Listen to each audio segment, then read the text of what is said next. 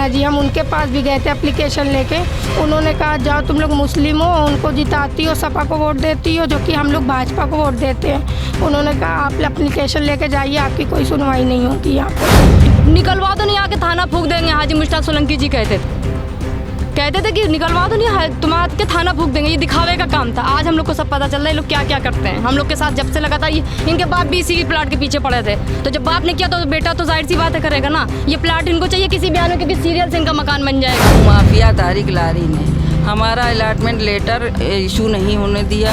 उनको रिजवान सोलंकी आके हमारा पूरा घर गिरा दिन था, गुंडे लगा के। रिजवान सोलंकी की जाओ कहीं पे कोई सुनवाई नहीं होगी। सुखराम सिंह रावत को हमने 1 लाख रुपया दिया है।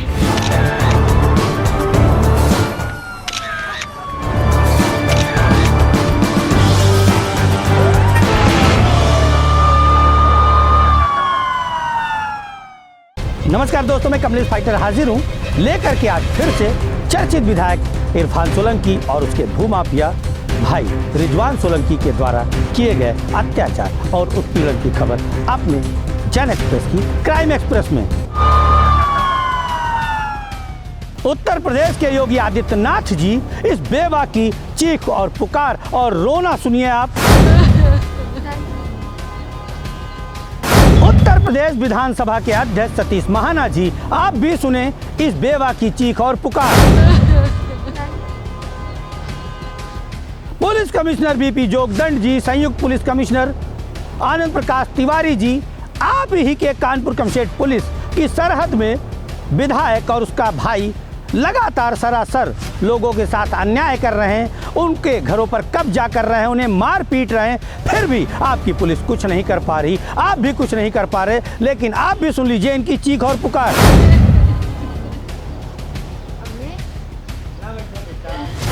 कानपुर नगर में सिर्फ और सिर्फ एक चर्चित विधायक है इरफान सोलंकी। जी हाँ, इस विधायक ने आज नहीं वर्षों से अपना एक ढर्रा बना रखा है। आईएएस महिला ऑफिसर से लेकर सड़क पर दरोगा, पुलिस, इनके साथ उलझना, हाथापाई करना तो इसका रोज का काम है। लेकिन अब हम आपको बता दें, इसका भाई भूमाफिया भाई रिजवान सोलंकी, जी हाँ भूमाफिया, ये रिजवान सोलंकी जो हम आपको नाम बता रहे हैं, उन्नाव से भूमाफिया घोषित हो चुका है। हालांकि इसे कानपुर से भी भूमाफिया घोषित होना चाहिए था, इनके चाचा को भी होना चाहिए था। लेकिन कहीं ना कहीं कानपुर कमशेट पुलिस और उससे पहले कानपुर पुलिस इन लोगों पर हमेशा मेहरबान रही है। हम कहना चाहेंगे, आपको इशारा करना चाहेंगे कि बीजेपी के एक बहुत बड़े नेता का इस पर हाथ है। कारण यह है कि कहीं ना कहीं वो बीजेपी नेता भी भूमाफिया है। बीते दिन थाना जाजमऊ क्षेत्र की डिफेंस कॉलोनी में रहने वाली एक बेवा का घर जल गया। घर जलने के बाद उस बेवा ने आरोप लगाया है सपा विधायक इरफान सोलंकी के भूमाफिया भाई रिजवान सोलंकी पर। उसका कहना है कि रिजवान सोलंकी अक्सर उसके घर पर कब्जा करने की नीयत रखता है, जिस कारण जब वो अपने घर से निकली तो पीठ पीछे उसके जाने के बाद उसके घर को आग के हवाले कर दिया। हालांकि इन आरोपों की पुष्टि हम इसलिए नहीं करते क्योंकि कहीं ना कहीं अभी पुलिस जांच होनी जरूरी है और पुलिस जांच के बाद ही कुछ स्पष्ट हो पाएगा कि वाकई में क्या जो बेवा ने आरोप लगाए हैं वो सही है या गलत। लेकिन हम यह भी कहेंगे शायद कानपुर कमशेट पुलिस इस मामले में ईमानदारी से जांच ना करे। कारण ये है कि जब एक वीडियो वायरल हुआ था महिला के साथ मारपीट का, तो उसके रसूख के आगे कानपुर कमशेट पुलिस झुक गई थी। एक प्लाट पर कब्जा करने का मामला भी आया था, वहां पर भी कानपुर कमशेट पुलिस झुक गई थी। चलिए हम आपको वो वीडियो दिखाते हैं जब रिजवान सोलंकी और उसके गुर्गों ने एक महिला, एक विधवा के परिवार के साथ हाथापाई की थी। आपके सामने ये देखिए मारा जा रहा है, ये मारा जा रहा है, ये देखिए ये मार रहे रिजवान सोलंकी, इरफान सोलंकी के भाई। तो देखा आपने, ये जो हमने वीडियो आपको दिखाया है ये बीती 30 जून का है। जी हाँ, इस मामले में भी अभी तक मुकदमा दर्ज नहीं किया गया है। चलिए हम आपको बता दें कि इस मामले में मुकदमा दर्ज नहीं किया गया, लेकिन उसके बाद भी जो आरोप हैं बेवा के, उसका कहना है कि लगातार ये लोग मेरी ज़मीन पर नज़र बनाए हुए हैं। और ख़ास बात, जहाँ पर इस बेवा का झोपड़ा जला है उसी के ठीक बगल में रिजवान सोलंकी का मकबरा में हम जल्द ही आपको जो बेवा है जिसका घर जलाया गया है उससे मिलाएंगे। लेकिन उससे मिलाने से पहले हम आपको बता दें कि इरफान सोलंकी का रसूख बीती 3 जून को कानपुर में सामुदायिक हिंसा घटी थी। शुरुआत में तो इरफान सोलंकी, उसका भाई रिजवान सोलंकी सरकार और कानपुर पुलिस को फेल बताते रहे, लेकिन अचानक से जैसे ही हाजी वसी जेल गया, हाजी वसी के जेल जाने के बाद उसे हिंसा में फंडिंग का आरोपी बताते हुए उस पर गैंगस्टर की कार्रवाई हुई। उसके बाद अचानक से सिर्फ और सिर्फ जिसे उत्तर प्रदेश की पुलिस और उत्तर प्रदेश की पुलिस द्वारा गठित एसआईटी की टीम न ढूंढ पाई, उस कंपनी को हम लोगों ने ढूंढ निकाला। जी हाँ, इरफान सोलंकी 2013 से एक गुमनाम कंपनी हमराज कंस्ट्रक्शंस के नाम से चला रहे थे और इस हमराज कंस्ट्रक्शंस में जो कानपुर हिंसा का आरोपी है हाजी वसी, जी हाँ, बिल्डर हाजी वसी 2013 से बराबर इरफान सोलंकी की गुमनाम कंपनी में पार्टनर था। और चौंकाने वाली बात तो ये है कि गुमनाम कंपनी में उनकी पत्नी नसीम सोलंकी, चाचा मेराज सोलंकी, भूमाफिया तारिक लारी की पत्नी खदीजातुल कुबरा और उसके साथ साथ वसीम राइडर जैसे लोग भी इस कंपनी में शामिल थे। और हम आपको बता दें, आरोप है कि चंद्रेश्वर हाथा खाली कराने के लिए कानपुर की हिंसा को अंजाम दिया गया था। और हम आपको बता दें, कानपुर हिंसा में अगर चंद्रेश्वर हाथा खाली कराने के लिए कानपुर हिंसा की घटना को अंजाम दिया गया था तो आप मान लीजिए चंद्रेश्वर हाथे से जुड़ा हुआ बाटा का हाथा है और बाटा का हाथा हमराज कंस्ट्रक्शंस का है। अगर चंद्रेश्वर का हाथा खाली होता तो उससे सिर्फ और सिर्फ फ़ायदा हमराज कंस्ट्रक्शंस को होता, यानी कि इरफान सोलंकी को होता, मेराज सोलंकी को होता, नसीम सोलंकी को होता, हाजी वसी को तो होता ही होता, इसके साथ वसीम राइडर को होता। लेकिन कानपुर पुलिस ने इन हमराज कंस्ट्रक्शंस वालों से पूछताछ तक नहीं की, जबकि हम आपको बता दें कि गैंगस्टर की एफआईआर में स्पष्ट रूप से हाजी वसी को आतंकी प्रवृत्ति का बताया गया है कि ये अपने द्वारा कमाए गए गैर कानूनी रुपयों से धार्मिक उन्माद फैलाकर आतंकी घटनाओं को अंजाम देना चाहता है। उसके बाद भी कुछ नहीं हुआ। चलिए अब आपको मिलाते हैं उस बेवा से, चलते हैं उसके घर, जानते हैं कि क्या कुछ उसके साथ हुआ है, दिखाएंगे भी कि इस समय क्या नज़ारा है उसके घर का। अब इस समय हम उस जगह पर आ गए हैं जहां पर एक बेवा ने और उसकी बेटियों ने आरोप लगाया है समाजवादी पार्टी के विधायक इरफान सोलंकी के भाई रिजवान सोलंकी पर उनका झोपड़ा जलवाने का। सबसे पहले हम आपको दिखाते हैं, देख सकते हैं आप, झोपड़े के जलने के बाद जब आज हम 10 से 12 घंटे बाद आए हैं तो राख ही राख मिल रही है और हर एक चीज़ की राख है। आप देख सकते हैं, हमारे कैमरा पर्सन आपको दिखा रहे हैं कि किस तरह से गरीब का झोपड़ा इस विधायक के भाई पर जलवाने का आरोप है। हालांकि अभी पुलिसिया जांच में क्या रिपोर्ट आनी है ये हम नहीं बता सकते, लेकिन एक गरीब बेवा जिसका और उसके परिवार का आरोप है, स्पष्ट आरोप है कि उन्होंने कैमरा लगवा रखा है। मैं दिखा सकता हूं, कैमरा पर्सन से कहूँगा ठीक कैमरे पर ले जाएं। देख सकते हैं आप, इनके प्लाट के पास एक लाल टायर आपको नज़र आ रहा है, ये कैमरा है। कैमरे का रुख जो है इस गरीब बेवा के घर की ओर है। इस गरीब बेवा का आरोप है कि जैसे ही कल वो एक शादी विवाह के कार्यक्रम में निकली उसके बाद ऐसा लगता है कि रिजवान को पता चल गया और रिजवान ने इनका झोपड़ा जलवा दिया। हम आपको पहले भी जो झोपड़ा जला था उसका सीन दिखा चुके हैं। आप देख सकते हैं हमारे ठीक पीछे ये सब लोग बैठे हुए हैं। ये वही बेवा हैं जिन्होंने आरोप लगाया है कि रिजवान सोलंकी, इरफान सोलंकी परिवार ने उनका जीना हराम कर दिया है। इन्हीं से जानते हैं, इनकी जुबानी कारण ये है कि हम किसी की छवि धूमिल करने का उद्देश्य नहीं रखते हैं, लेकिन अगर आप किसी बड़े पद पर होने के बाद गैर कानूनी कृत्य करते हैं और गरीबों को सताने का आप पर आरोप लगता है तो हम आपको बता दें, जन एक्सप्रेस और फाइटर जी कहिन आपको नेस्तो नाबूद करके रहेगा, आपको बेनकाब करके रहेगा। बात करते हैं, क्या नाम है आपका? नज़ीर फातिमा। ये बताइए कब आपने ये प्लाट लिया, क्या क्या हुआ, पूरी बात बताइए। सन 86 से हमारा इस पर कब्जा था। सन 91 में ये स्कीम के एरिया की निकली थी कि जो जिसके कब्जे में है वो 1/4 जमा कर दे, तो हमने 1/4 जमा कर दिया काशी हुसैन के नाम पे। ये मेरा plot number 181D defence colony में है। उस जब से मैं सन 86 से इस पर काबिज हूँ, रहती हूँ। मेरे सारे बच्चे यहीं हुए हैं, मेरे बच्चे की शादी हुई है, मेरे बच्चे के बच्चे सब यहीं हुए हैं। और उसके बाद फिर ये लोग जो थे तो भूमाफिया तारिक लारी ने हमारा अलॉटमेंट लेटर इशू नहीं होने दिया, वहाँ से नगर महापालिका से PDA से इशू नहीं होने दिया, और मैं इसी में रह रही हूँ।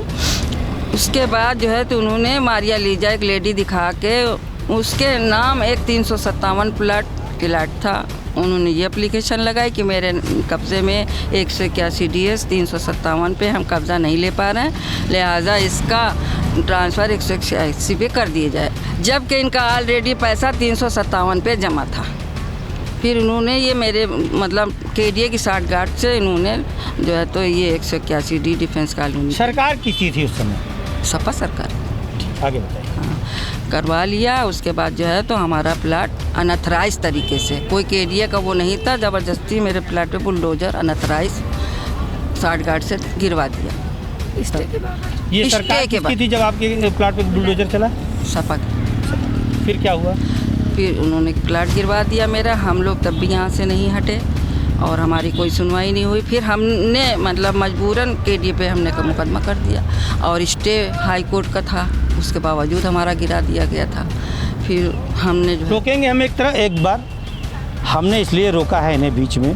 अभी आपने सुना ये मुस्लिम बिरादरी से बिलोंग करती हैं और सपा की सरकार थी, और सपा का वादा है, सपा का दावा है कि उनके कार्यकाल में कभी मुस्लिम के घर नेस्तो नाबूद नहीं होते। आप सुन सकते हैं, हाई कोर्ट से आदेश था, उसके बाद भी समाजवादी पार्टी की सरकार में इस बेवा के घर पर बुलडोजर चला था। जी हाँ, उच्च न्यायालय का आदेश था कि यथास्थिति रहेगी, उसके बाद भी इस बेवा के घर पे बुलडोजर चला। साफ इनका कहना है कि KDA ने कभी हमारे घर पर बुलडोजर नहीं चलाया। फिर इनसे मिलते हैं, फिर आगे क्या हुआ? फिर उसके बाद जो है तो बुलडोजर चला, हमने जो है तो मतलब उस हाई कोर्ट के स्टे से हमने जो है तो मुकदमा दायर कर दिया। हाई कोर्ट से ये मतलब आर्डर हुआ कि आप सिविल में लड़िए, तो हम लोग वहाँ से हमको स्टे मिल गया, सिविल से मिल गया, और आज भी हमारा मुकदमा स्टैंड है, 512 मुकदमा नंबर है, और आर्डर भी है हमारे पास, आर्डर भी है, अभी तत्काल का भी आर्डर है। कल क्या हुआ? कल ये हुआ कि एक हमारे भाई के यहाँ शादी थी, वैसे ही हम लोग तैयार हो के यहाँ से गेस्ट हाउस रॉयल पैलेस में थी, वैसे ही गए हैं यहाँ से, वैसे ही 8 बजे ये खबर पहुँची, अभी पहुँचे भी नहीं थे, मतलब 15 मिनट हुआ होगा कि यहाँ के बच्चों ने फ़ोन कर दिया बच्चों के मोबाइल पे कि तुम्हारे घर में आग लग गई, और यहाँ बच्चे सब गए थे शादी में, कोई नहीं ऐसे किसने लगवाई है, लगाई किस पर आरोप? ये हम रिजवान सोलंकी के ऊपर आरोप है। जो इंसान खड़े होके एक ईंटा हमारा खोद के निकलवा सकता है, गिरवा सकता है घर, तो वो आग भी लगवा सकता है। पहले भी लगवा चुका, पहले भी लगवा इसके चुका। पहले भी। तो सुना आपने, जो कहानी भी आपने सुनी है, इसके आगे और हम आपको सुनवाएंगे इनकी बेटी से। 30 जून को, बीती 30 जून को यहाँ पर हमला हुआ था। आरोप है कि रिजवान के गुर्गों ने हमला किया था। बात करते हैं क्या हुआ था 30 जून को। 30 जून को रिजवान सोलंकी आके हमारा पूरा घर गिरा दिन था, गुंडे लगा के, गुंडे बदमाश लगा के हमारा पूरा घर गिरा दिया इन्होंने। जब हम बोले तो हमारे साथ बदतमीज़ी की गलत तरीके से, और हम जब गए थाने पे तो थाने में उन्होंने एप्लीकेशन नहीं ली, उन्होंने चौकी भेज दिया, और चौकी में सुखराम सिंह रावत दरोगा थे, वो पहले ही बता चुके थे रिजवान सोलंकी की जाओ कहीं पे कोई सुनवाई नहीं होगी। सुखराम सिंह रावत को हमने 1 लाख रुपया दिया है, 50,000 दे चुके, 50,000 अभी बाकी है देना। सरकार किसकी थी? अभी तो भाजपा की थी, भाजपा की सरकार थी। योगी मुकदमा लिखा आपका? नहीं लिखा, नहीं लिखा, कहीं नहीं लिखा गया मुकदमा। हम लोग सब जगह गए, DM ऑफिस गए, कमिश्नर साहब के यहाँ गए, और एक बार नहीं बहुत बार गए, और योगी जी के यहाँ गए, सब के यहाँ गए, लेकिन ये रिजवान सोलंकी के नाम मुकदमा नहीं। और किस मंत्री के यहाँ पर गई कानपुर में भाजपा के? सतीश महाना जी विधानसभा के अध्यक्ष हैं, सतीश महाना जी। हम उनके पास भी गए थे एप्लीकेशन लेके, उन्होंने कहा जाओ तुम लोग मुस्लिम हो, उनको जिताती हो, सपा को वोट देती हो, जो कि हम लोग भाजपा को वोट देते हैं। उन्होंने कहा आप एप्लीकेशन लेके जाइए, आपकी कोई सुनवाई नहीं होगी यहाँ पे। इसलिए सुनवाई नहीं होगी कि आप मुस्लिम? हम मुस्लिम हैं। सतीश महाना जी ने कहा आप मुस्लिम हैं, आप ही लोग जिताती हैं, अब आपके घर पे कब्जा कर रहे हैं तो हम कुछ नहीं कर सकते।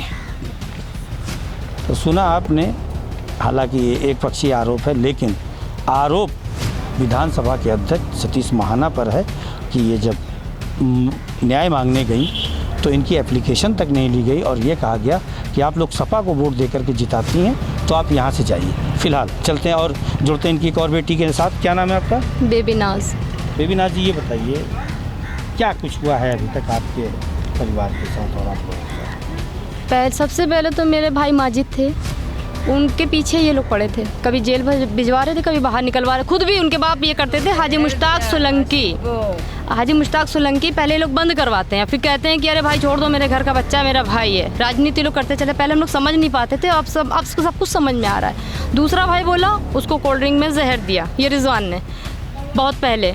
अब ये वाले भाई को रोज़ भेजते थे, रोज़ जेल भेजते थे, बाहर निकलवाए हम लोग, फिर जेल भेजे। अरे निकलवा दो, नहीं आके थाना फूंक देंगे। हाजी मुश्ताक सोलंकी जी कहते थे कि निकलवा दो, नहीं तुम्हारा के थाना फूंक देंगे। ये दिखावे का काम था। आज हम लोग को सब पता चल रहा है ये लोग क्या क्या करते हैं। हम लोग के साथ जब से लगातार इनके बाप भी इसी प्लाट के पीछे पड़े थे, तो जब बाप ने किया तो बेटा तो जाहिर सी बात है करेगा ना। ये प्लाट इनको चाहिए किसी बयान में, क्योंकि सीरियल से इनका मकान बन जाएगा।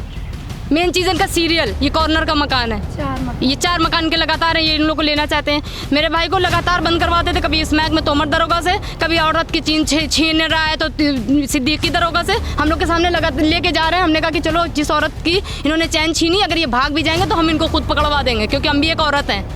लेकिन सिद्दीकी दरोगा हम लोग के सामने टांग के लेगा कि ना कोई कहीं औरत थी ना कोई कुछ था। हमेशा जाली फर्जी केस में लोग फंसवाते चले आ रहे हैं और कह रहे हैं इस कंप्रोमाइज़ जो भी करवा दे, जितना भी कंप्रोमाइज़ हो जाए, पहले वीडियो बनवा लेंगे कि हम लोग का विवाद खत्म हो गया, उसके बाद दोनों भाई को मार के इसी प्लाट पे गाड़ेंगे। रिजवान ने कहा है, और 2 लाख में मेरी जज से बात हो चुकी है। यहाँ गाड़ी खड़ी थी, गाड़ी के अंदर घुस गए डर के। इस समय आपके भाई कहाँ हैं?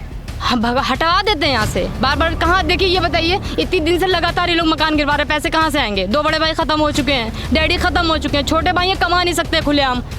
हम लोग को डर रहता है, कभी किसी चीज़ में कहीं स्मैक रखवा देंगे, कभी वो रखवा देंगे, कभी कट्टा रखवा देंगे, कभी कुछ रखवा कहेंगे कि तुम लोग को ये कहना पड़ेगा कि 8 लाख हम लोग ने लिए हैं, और जबकि इन्होंने जो पैसे दिए हैं और आके नकद ऐसे लेते हैं। ये बताइए, हमारे माध्यम से योगी जी से क्या निवेदन करना चाहते हैं? हम योगी जी से निवेदन कर रहे हैं कि प्लीज़ प्लीज़ प्लीज़ आप इसकी ईडी जाँच करवाएं, ईडी जांच करवाएं। अगर हम लोग सच पे हैं तो मेरी मम्मी के नाम रजिस्ट्री हो, क्योंकि 1/4 मेरा जमा है। अगर 60 गांठ केडिया की हो तो सबको सजा मिलनी चाहिए जो लोग इसमें इन्वॉल्व हैं। योगी जी पे भरोसा है? बिल्कुल बिल्कुल बिल्कुल भरोसा है, क्योंकि वो सच के साथी हैं।